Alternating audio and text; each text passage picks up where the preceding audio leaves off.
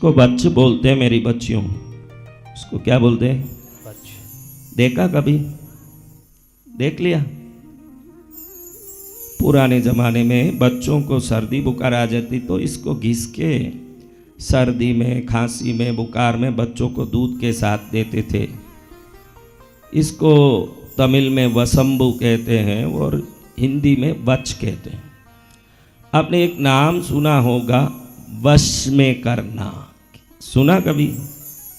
तुम तो रोज करती ही रहती हो ये सब काम, फिर भी मैं कहता हूं कि ये वश शब्द इस बच्च से ही आया।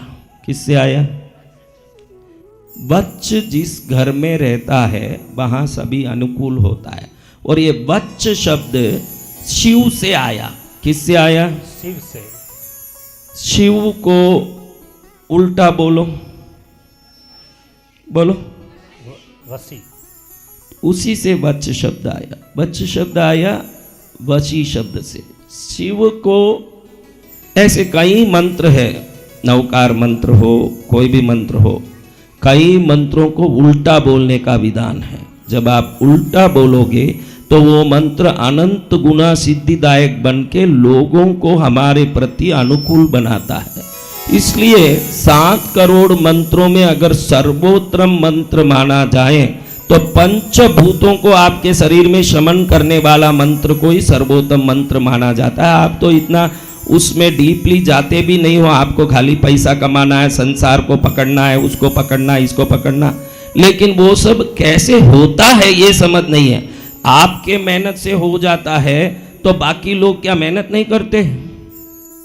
तो सबको फल मिलता है।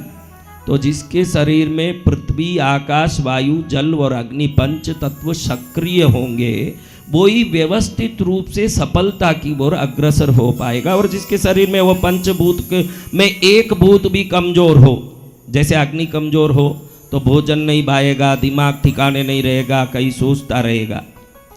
जल कमजोर हो तो शरीर सूखा पड़ा होगा, विचार में चिड़चिड़ापन होगा। पृथ्वी कमजोर हो तो किसी वस्तु को वो जीवन में पा ही नहीं पाएगा। पृथ्वी तत्व ही आपके समृद्धि का तत्व है। समृद्धि तत्व कौन सा है?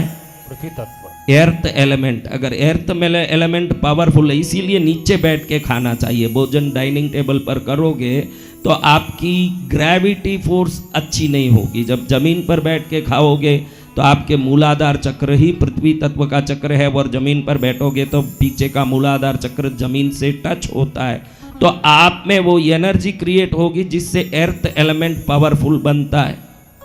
जितना संपत्तिवान व्यक्ति होता है जितना उसकी पृथ्वी चक्र ताकतवान होता है।